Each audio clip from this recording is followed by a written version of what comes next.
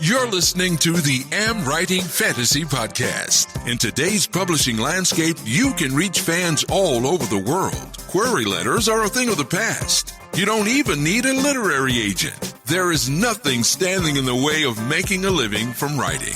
Join two best-selling authors who have self-published more than 20 books between them. Now, on to the show with your hosts, Autumn Burt and Jasper Schmidt. Hello, I'm Jesper. And I'm Autumn.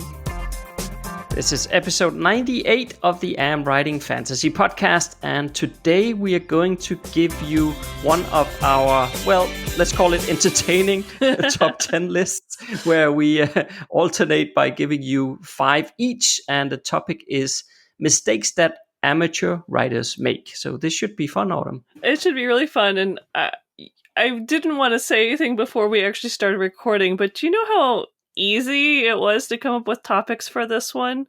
We have in video 2 of the starter kit is the 10 reasons new authors fail. So I may have cheated. So you cheated? Is that what you're saying?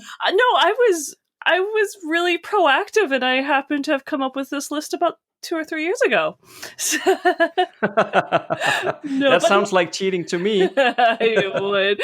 I might have edited things around, and we'll talk about it later. But how are things over in Denmark? I hear COVID's spiking up a little bit again. Yeah, it is. It is getting a bit worse here as well.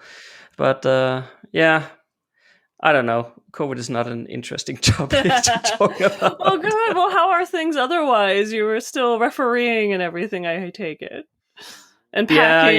Yeah, we've started to pack our stuff in boxes now, and getting ready to move by the 1st of December. Wow. We've not gotten very far yet with the packing, but I'm sure we'll get there. It'll probably start to become even more stressful as time approaches, but yeah, there's nothing much to do about that other than get packing. And, try to take it all with a sense of humor when you're like, where is... Oh, I packed that already. Where's that box? Yeah. Oh, it's already at the new apartment. Oh, well, I guess I'm not doing that today. Yeah, and even the boys are quite busy because they're sorting through all of their old Lego to see what they want to sell and what they want to keep. So they're pretty busy with that as well. And they have a lot of Lego. That was one of my favorite toys too as a kid. So that's pretty cool. Yeah. And in between everything, I've sort of been working on the outline for our future reader magnet. Yes, you sent that to me today. Yeah, I can't wait to look through that. It was right before we started recording when I downloaded it, so I haven't even looked at it yet, but I will look at it this week.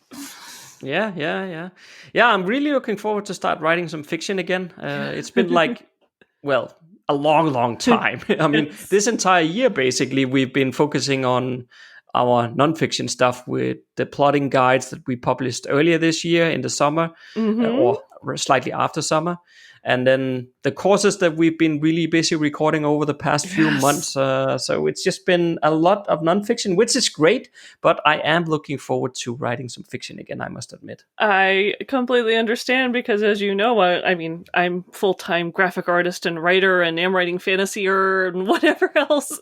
That's what I do. So I have been sneaking in writing, but recently I challenged myself because I've created a publishing deadline and I really want to release this series. I want to start releasing it at the end of February.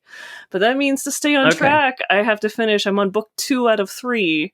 I have to finish it by the end of October, and I am down to a chapter a day. And I don't usually write quite that... I can write that fast, but I have lots of other work to do too, so I usually don't give myself... Yeah, that's the problem. I don't give myself that much time. But I have been, and I've been keeping up with it, and it's tough, but it's also so we're both task oriented. So to cross off a whole chapter every single day for the last week has been like, oh yeah, this is so exciting. I'm down to that's 4 nice more. for sure. Yeah, just 4 more, and I will actually make the deadline. And I have 5 days left in the month. I think I will do this. I think I'll get pretty gosh darn close, so I'm feeling pretty good. And then I'm on to the final book of the series. And I'm looking forward, though, to writing our books together because we've been plotting these for a year and they sound so exciting and it'll be totally different. So I'm all about writing. The more I can write, the better it is. So this will be exciting. Yeah. Have you already edited the first book and 2 there, or is it the first draft that you're done with now? I'm just done with the first draft. I'm planning on editing in January for at least book 1. I'm not going to edit all 3 of them. I want them all written, but I'll just edit the first one and I'm going to hopefully in December get everything up as a pre-order, and which means I have to do the covers. And this is one of the first times my timeline is so tight that I'm actually so tempted to get someone else to do covers for me. But I know I'll probably break down one day and just make my covers. Yeah, I'll hire myself and schedule it. Yeah, that sounds like the best idea. Probably. But yeah, so it's a little bit of crazy, but if 2021, I'm hoping to release a book every 2 months in 2 different series and maybe a few standalones.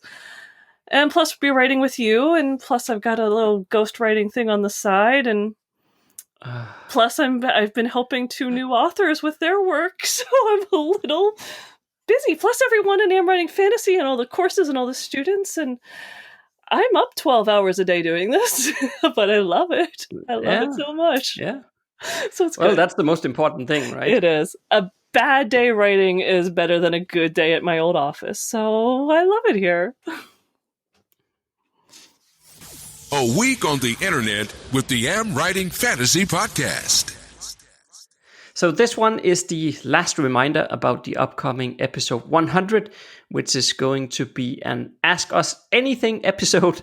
So we would love for you to submit your questions to us. Yes, we're looking forward to it. And as we've mentioned, there's a link in the show notes, so you can go to a Google form and fill that out. And we'd really love it if you shared an audio clip or a video. And, you don't have to record yourself. You can record your feet, the window. We just want the audio file. We're not going to do anything else with it. So we just want to strip the audio and be able to have your voice on the podcast with us as you ask, whatever crazy question you can come up with. We've already covered, I would love to hear more about you and the hobbits in New Zealand, so that would be on my list. Yeah. But you could ask about our books, our lives. We probably might mention... I'll talk about my dog, but I think your kids are off the table. I think that's okay. Well, you can ask us anything. It doesn't mean that we're going to answer anything. That's true. But whatever you want to ask, feel free. And then we might edit whatever we feel like editing on our end. But that's the way it goes. That's true. That's the power of the microphone.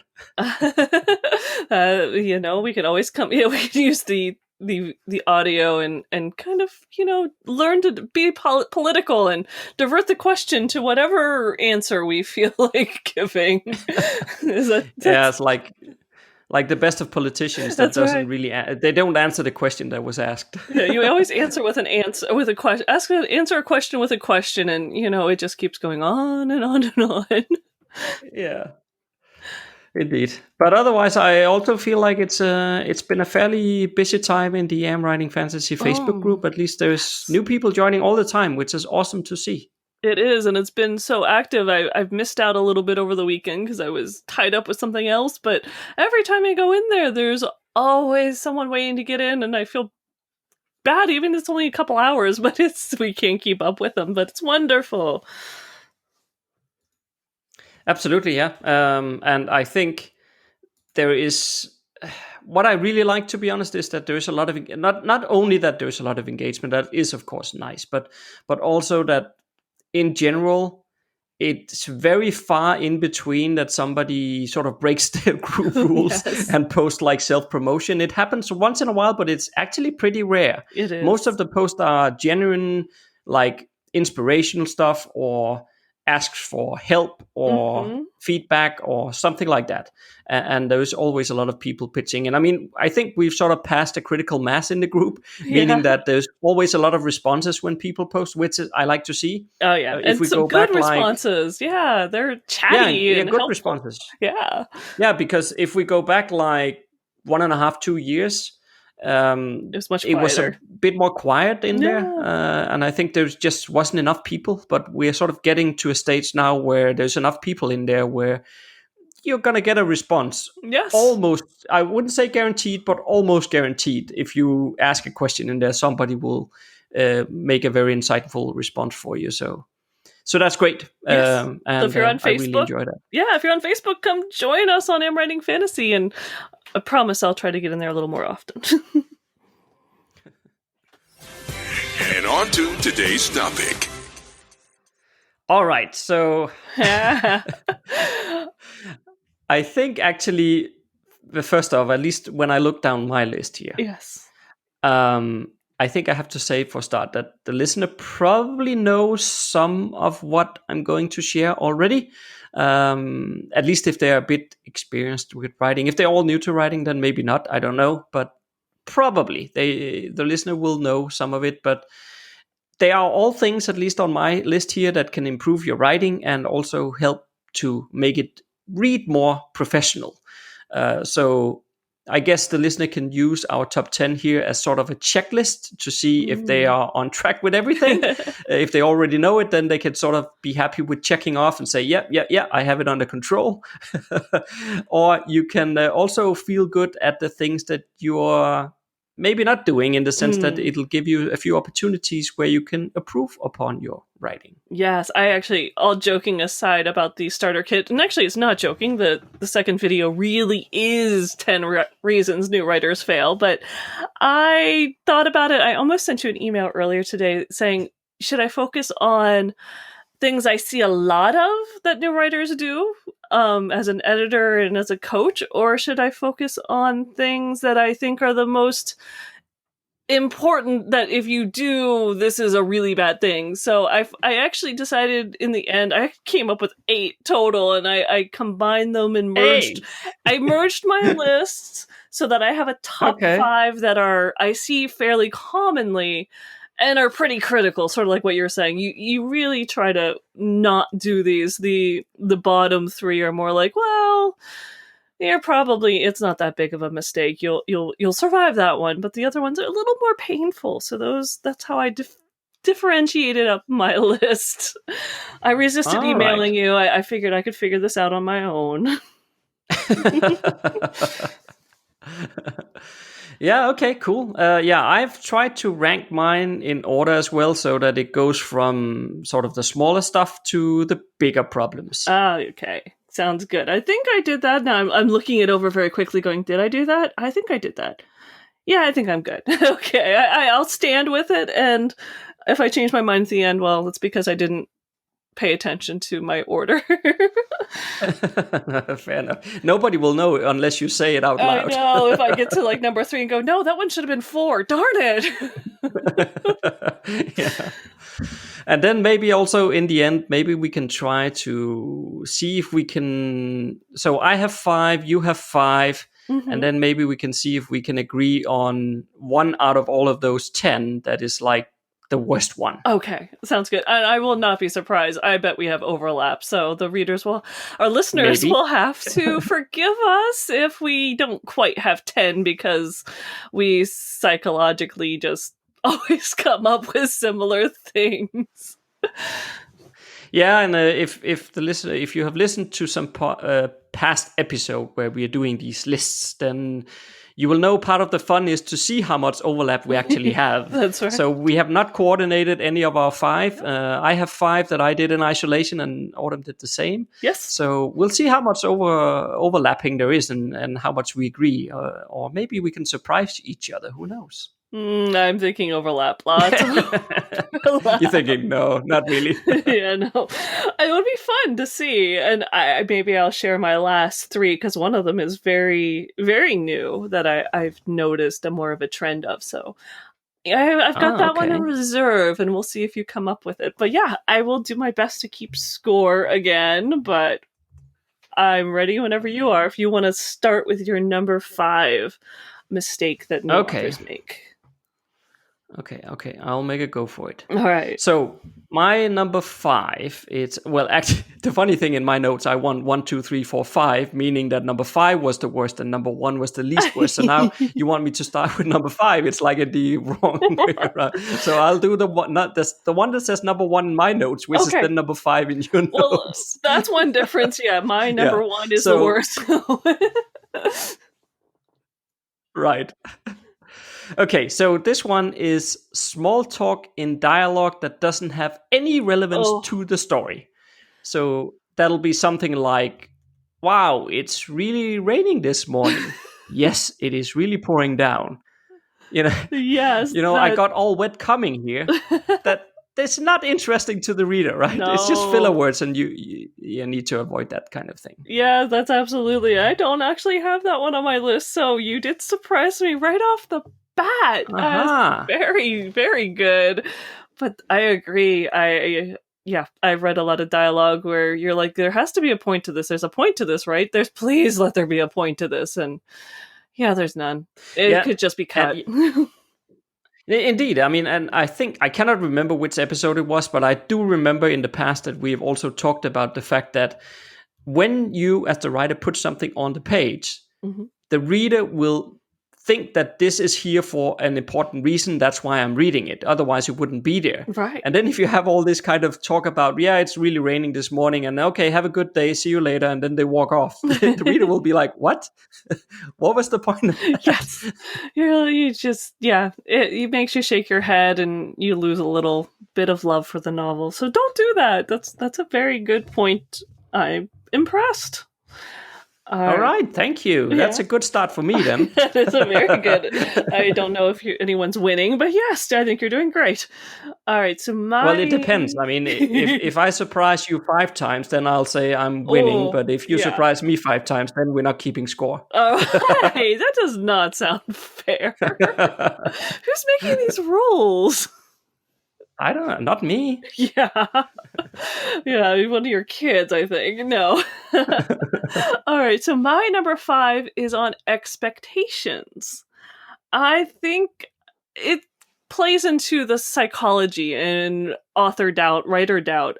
So many authors, the new authors, set expectations so immensely high. Or vice versa, they set it so incredibly low that they almost self-sabotage.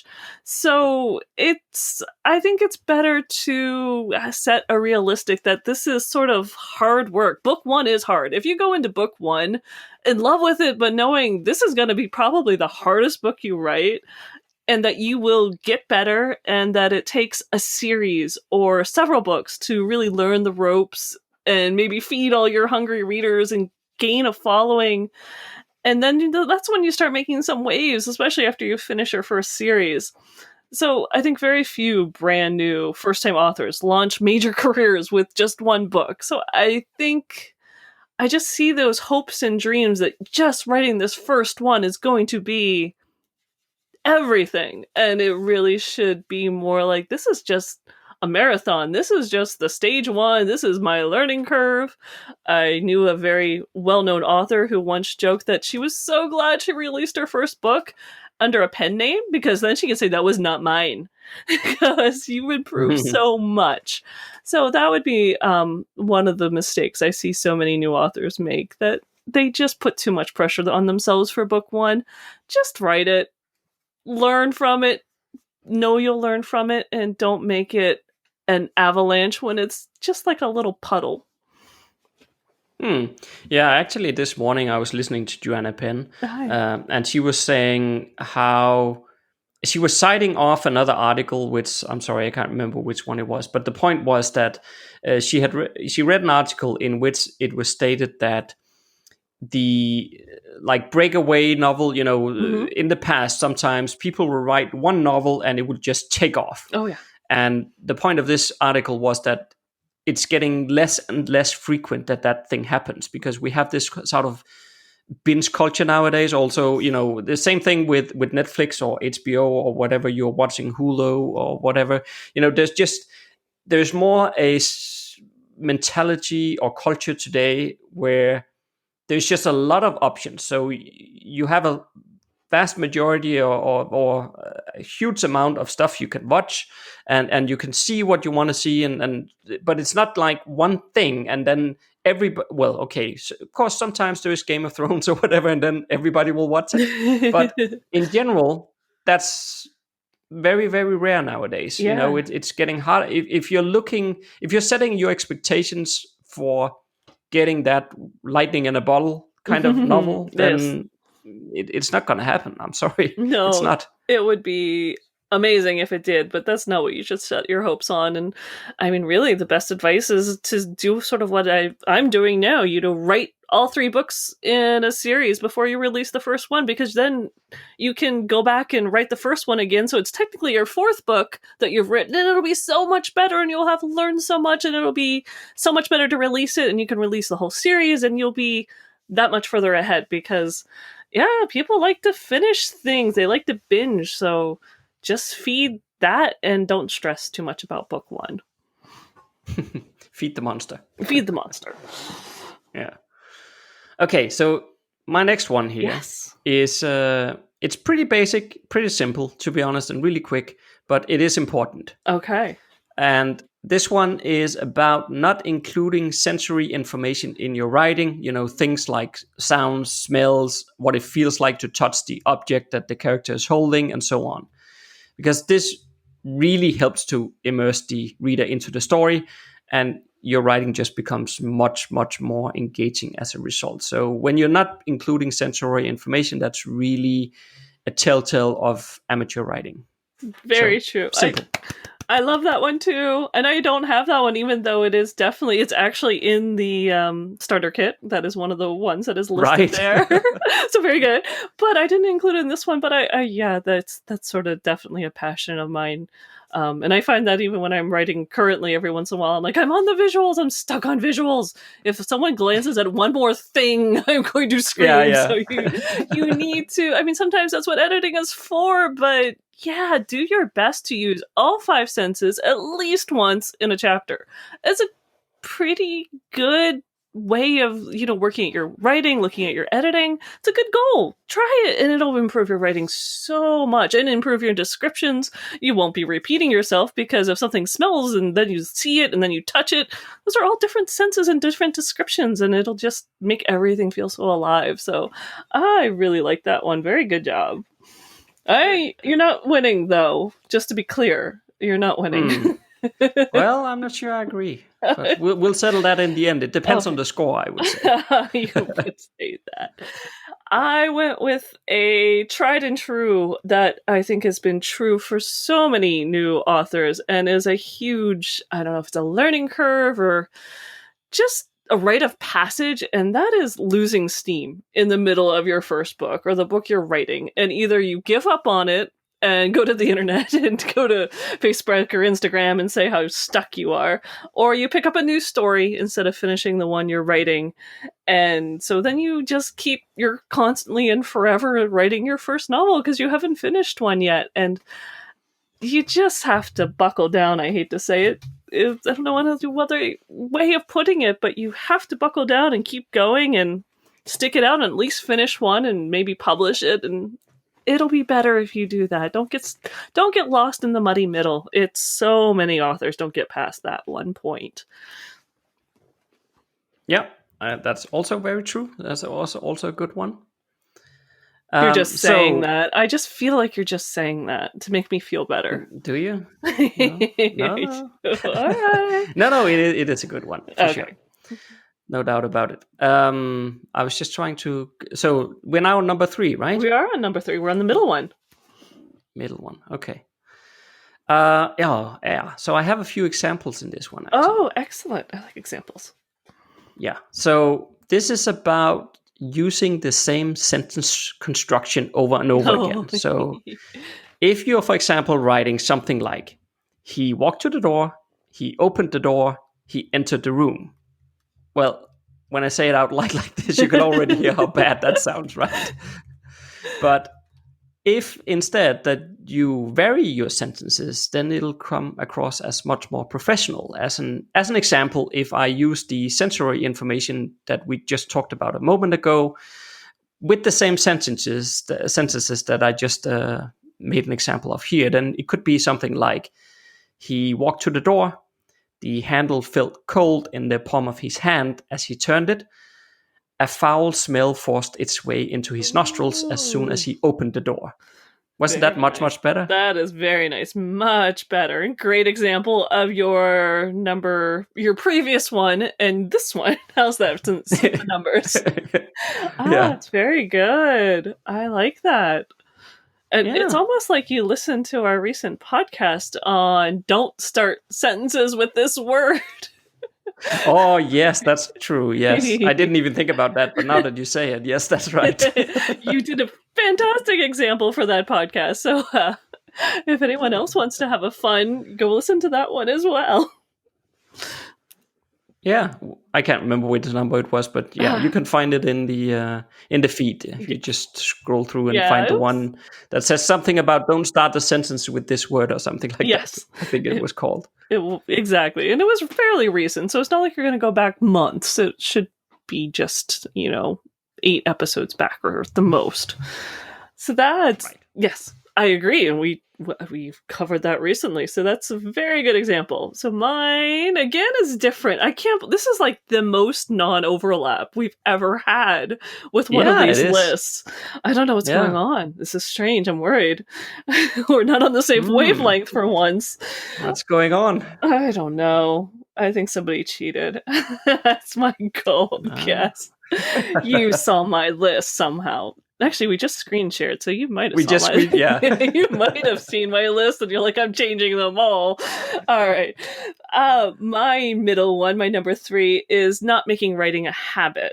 So many new authors, you'll see them talking about waiting for inspiration, and it's like waiting for lightning to strike. You really have to view writing, maybe not as a job. Everyone says it's a job, it's a career. It doesn't have to be. It could be a hobby, and don't you want to spend time doing your hobbies? Whether it's cross-stitching or hiking or stamp collecting, I don't know. What do people do for hobbies? I write, so I don't really know. But even if it's a hobby, you should spend time doing it, and you should love it, and you should want to learn more about it and investigate it and talk about it and be really passionate. That's why you do it. That's what you do with hobbies. But I often see new authors, they either wait for inspiration and when they're not waiting for inspiration, maybe they're hanging out in an author group or hanging out on Instagram, and they're not really learning the craft. And that's really a strange way to treat a hobby, something that you want to do. You should actually be a little more investigative, and you should take it, like I said, I don't want to say seriously, because that takes the fun out of it, and writing should have some joy as much as passion. And there are, of course, the days where it doesn't, and you do get up at 4:30 in the morning to hit your word count for the day so you can go help somebody else that you have scheduled and get some formatting done. Those kind of days. Everyone has those. They happen. But there should be love in it as well, and something that really gets you excited. And so, treat it at least as something like that, at least as serious as something you're passionate about, and learn more about it. Yeah, it's probably sometimes a bit of a procrastination tool as well. I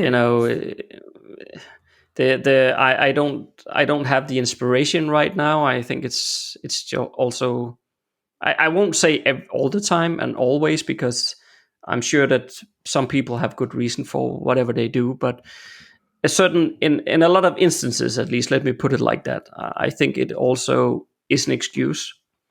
And why people are making the excuse, I cannot judge. That's up to them, but maybe they have a good reason. But at the end of the day, if you want to make something with your writing, you have to write. I mean, that's the end of the day, the truth. You want to procrastinate, don't procrastinate on Facebook or Instagram. Go procrastinate by reading an article on how to write better.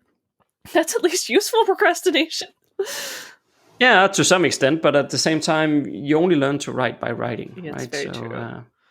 Yeah. But okay, good one. All right. Oh, thank you. Well, I feel a little bit better then. Yeah, I can't praise it too much, because then you might think that the score is even or something. Oh, I'm feeling like it might be a pretty even. Neither of us bet on how much overlap on this one. So we only got 2 more to go to find out, if we have any. I wonder if we have any overlap. Maybe number one. I'm gonna bet number one, but maybe not. We'll see. So far, I like all your answers, though. The writing coach and editor in me is going, yay! But you're still not winning. Even if you've won my writing coach and editor hat, you're still not winning. So that's just the way it goes. Okay. Well, we'll see. Okay. So this is my number two, I guess. All right. So yeah, last week we talked about author voice.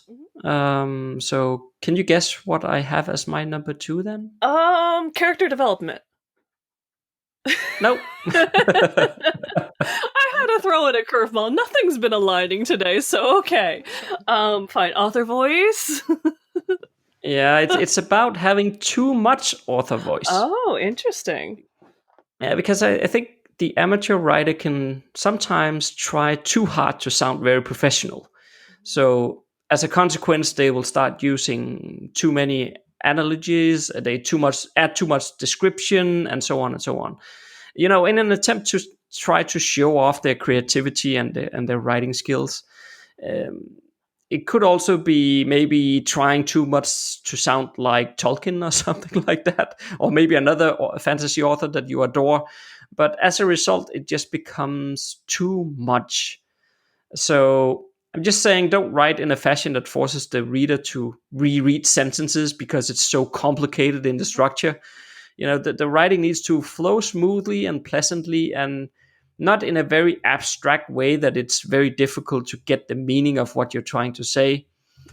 So I think that is a sign of an amateur writer. But of course, I also have to say, you can also turn this number two on its head and say it's also a problem not to have enough voice. Yeah. So if the writing feels very formal and stilted, that's not good either. No, yeah. So it becomes really difficult to feel close to the characters in that case.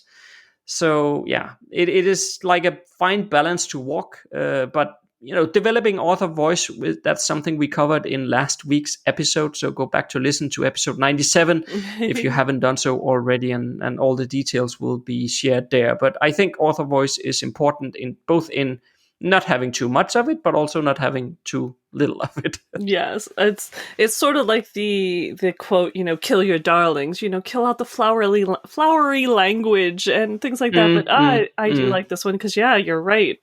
It is something I often see, and maybe I don't know if I even thought of it. So, geez, you surprised me again. But yeah, often, yeah, you sound so satisfied with it. Like I'm stumping her this time. But yeah, new authors, they often do try to write to impress. Now, here's a question for you that I think I would say I had it posed to me recently, but that's probably within the last year and a half because I remember these things for some strange reason.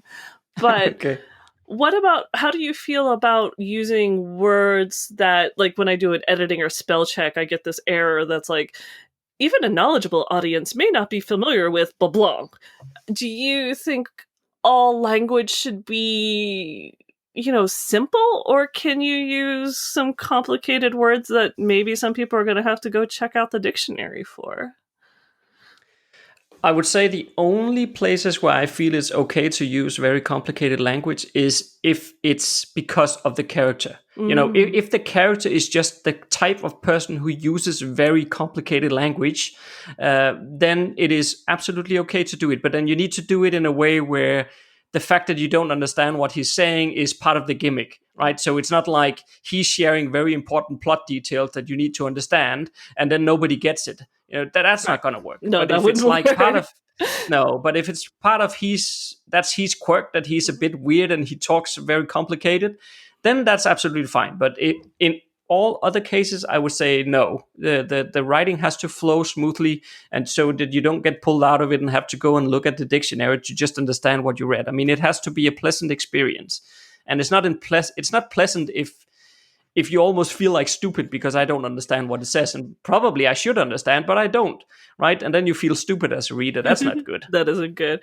I don't know. I know as a teenager, I mean, I'm talking about like one word out of every 10 chapters maybe is a new and unfamiliar word that might be advanced grammar, advanced language, but I think that's why I have such a big vocabulary, is because I read like a voracious teenage thesaurus and just picked up a ton of words, and I still love using them. They're so much fun to use words like avarice and things like that are, you know, I could just use greed, but avarice has that fun sound to it, and if I ever have this published as an audiobook, it's a cool sounding word. But yeah, not everyone might not know that one right off the top of their head. No, but I also think it depends a bit on what you're writing. I mean, if we're talking literary fiction versus commercial fiction, right? Because if it's commercial fiction, it's supposed to just be enjoyable. It's not supposed to teach you a new vocabulary, right? But literary fiction, it could be much. You could use more of those kinds of words in that case. So I think it depends on what you're writing, of course. But I'm always talking about commercial fiction, so that's sort of my bias. I get it. I mean, I did grow up. I mean, Mercedes Lackey and Anne Rice and Anne McCaffrey and stuff like that. So, you know, if they could do it, I could do it too. That's my theory. Yeah, no, I've read a lot of Anne Rice too. I don't think she uses complicated words, to be honest. I think probably because your educational system might be a little bit better than ours, but don't tell anyone I said that. We're not going to talk more about that. We better move on. So moving on. So my number 2 is not building an audience as you write. So waiting until you release book 1 and expecting, you know, that lightning in the bottle, as you cleverly used a metaphor for. So you don't want to spend too much time building an audience because you want to write, as I said in the previous one, but you definitely need to have a plan, whether it's building your newsletter or just hanging out in readers groups. You want people following you on your journey and getting excited about what you're writing, so that when you release book 1, you know, you got a platform and some people who are excited to celebrate with you. That's really important. And I do see still a lot of authors are getting better. A lot of authors are getting very savvy, but there's still so many new authors who write in that cliched, tiny, dark room, and then they emerge with a fully finished novel, and they're startled to find out the rest of the house is empty. I think I've worked out why our lists are so different. Oh, yeah? Yeah, because my list is very much focused on the writing itself, where yours are a bit more focused on the mechanics. Well, the business of writing and also the mindset of writing. So I think that's why but that's good.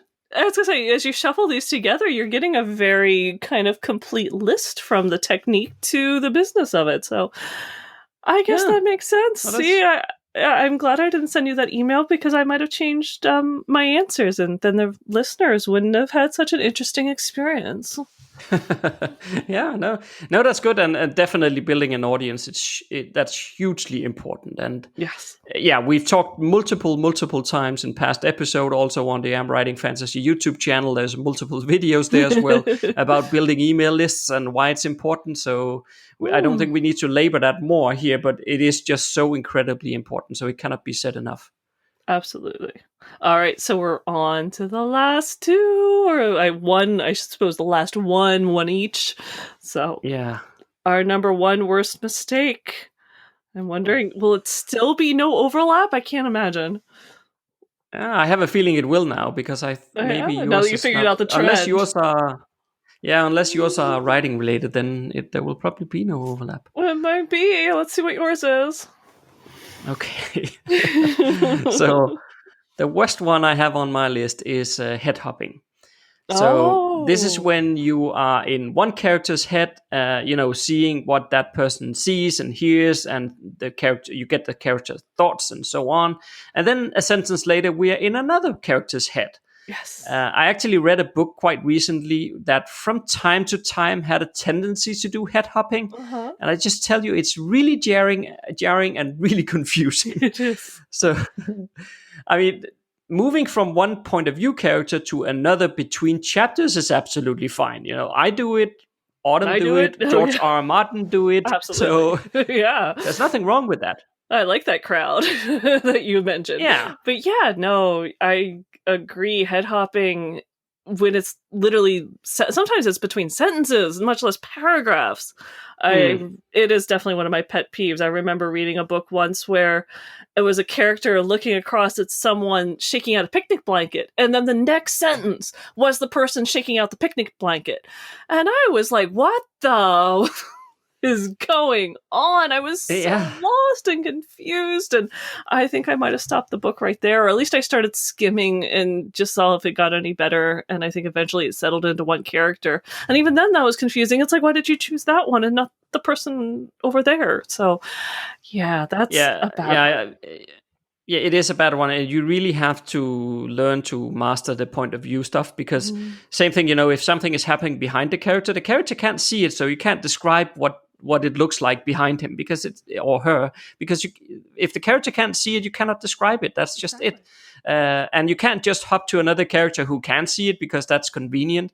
That's head hopping. That's cheating. That's not okay. Yeah. No, you got to solve the problem for the character whose head you're in, and not some other way. Yeah, I mean, if you want to do change to another character within the same chapter, between chapters it's easy, because then we have a break and everybody knows, okay, now it could be a new character. If you want to do it in the middle of a chapter, you can do that as well, but then you need to put in something like maybe a graphical symbol in between paragraphs, or some sort of break that sort of shows the reader that, okay, there's a change here. Yes. And then you can move into another. That's okay. But still, I would say I prefer to do it between chapters and not in the middle of the chapter. But if you have to do it, then at least put in something in the on the page itself that clearly shows that something is changing now. Yeah, some kind of transitional break lines or something. Yeah. But and even that, then it's not an excuse to have 5 of those in a chapter. I mean, more than 3, that's you're going too much. Yes, don't jump more than 3 characters in one chapter, but it's better. Read some George R. R. Martin. He does a fantastic job of staying in one character's point of view for an entire chapter, and they flow so well, and you get to know the character. If you head hop, you don't really get to know the character well enough to care, and that's part of what is so important about writing. So that is an excellent number 1. Yeah, and I also want to just tag on to that I think you also need to be mindful that this is the sort of stuff that agents will notice. Oh, yeah. So if you're trying to get traditionally published, they will probably not offer you a contract if they see head hopping in your manuscript. Very true. Or even if you're self-publishing, it'll take a lot of time for the editor to clean up this stuff. Yes. So maybe your editor don't mind doing so, but it's going to cost you a lot of money.